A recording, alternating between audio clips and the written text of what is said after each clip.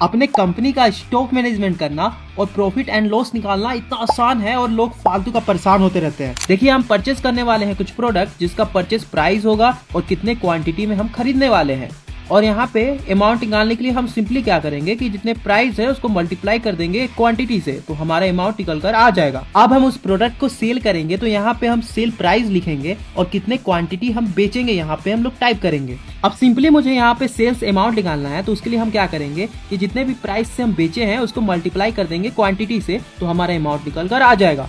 अब closing stock क्या होता है कि जो आपके पास बचा हुआ माल है वो हो गया क्लोजिंग स्टॉक। अब क्लोजिंग स्टॉक में दो चीज निकालने वाले हैं, एक क्वांटिटी एक अमाउंट।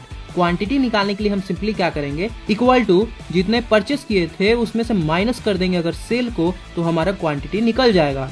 अब मुझे यहाँ पे निकालना है क्लोजिंग अमाउंट, तो क्या करेंगे कि इक्वल टू जितना भी बचा हुआ माल है उसको मल्टीप्लाई कर देंगे परचेस प्राइस से, तो हमारा यहाँ पे अमाउंट निकल कर आ जाएगा। अब मुझे जानना है कि इस प्रोडक्ट में मुझे कितना प्रॉफिट हुआ कितना लॉस हुआ, तो उसके लिए हम सिंपल सा एक फॉर्मूला यूज करेंगे, equal to closing stock amount को प्लस कर देंगे सेल्स अमाउंट से और माइनस कर देंगे परचेस अमाउंट से, तो हमारा यहाँ पे प्रॉफिट एंड लॉस निकल कर आ जाएगा। अब सभी को सिलेक्ट कर इस टाइप से ड्रैग कर लेंगे तो सभी प्रोडक्ट का यहाँ पे प्रॉफिट एंड लॉस निकल कर आ जाएगा। अगर ये वीडियो आपको पसंद आया हो तो लाइक करिए, शेयर करिए और हमें फॉलो करना ना भूलिए।